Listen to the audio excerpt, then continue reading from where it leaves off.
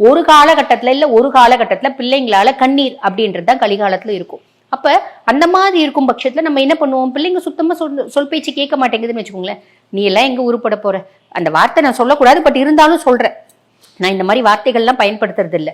உன்னை பெத்ததுக்கு 2 எரும மாட்டை பெத்திருக்கலாம். நீ எல்லாம் விளங்குவியா, விளங்காம போவ. நீ எல்லாம் பின்னாடி எனக்கு அப்புறம் நீ படுற பாடு இருக்கு பாரு, நீ எல்லாம் உருப்படவே மாட்டடா, நீ எல்லாம் வீணா போவடா, நீ என்ன மனுஷனடா, இப்படி பல பேர் சனியனே அப்படி இப்படின்னு திட்டுவாங்க. அந்த மாதிரி திட்டாதீங்க.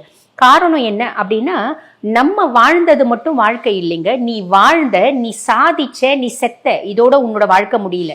நீ வாழ்ந்த, நீ சாதிச்ச, உன் வம்சம் எப்படி இருக்கு. உன் பிள்ளை நல்லா இருந்தாதான் நீ வாழ்ந்ததுக்கு அர்த்தம்.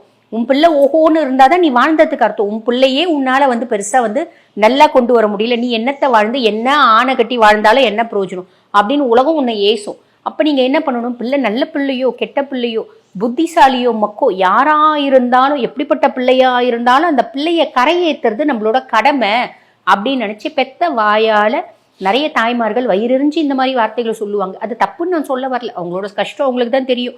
ஆனா சொல்லாதீங்க. பிள்ளைங்களை 4 பேர் முன்னாடி அசிங்கப்படுத்தாதீங்க. இதெல்லாம் பாருங்க, தெரிஞ்சோ தெரியாமையோ நம்ம குடும்பத்துல தாரித்தரியம் அப்படின்னு ஒண்ணு வரத்துக்கு காரணமா ஆரஞ்சிடும். அதுக்கும் மேல வீட்டுல பாருங்க, இந்த தத்தாஸ்து தேவதை அப்படின்னு ஒருத்தி இருப்பா. நீ என்ன சொன்னாலும் தத்தாஸ்து தத்தாஸ்து தத்தாஸ்துன்னு சொல்லிட்டே போவா. தத்தாஸ்துன்னா அப்படியே ஆகட்டும் அப்படின்னு சொல்லுவா. அது மட்டும் இல்ல, அஸ்வினி குமாரர்கள் உலகத்தை சுத்தி வருவாங்களாம் தினம்தோறும். அந்த உலகத்தை சுத்தி வரும்போது நம்ம பேசுற ஒவ்வொரு வார்த்தையும் தத்தாஸ்து தத்தாஸ்து, ஒரு செகண்ட் நம்மள கிராஸ் பண்றாங்கன்னு வச்சுக்கோங்களேன், தத்தாஸ்து தத்தாஸ்துன்னு சொல்லிட்டே போவாங்களாம்.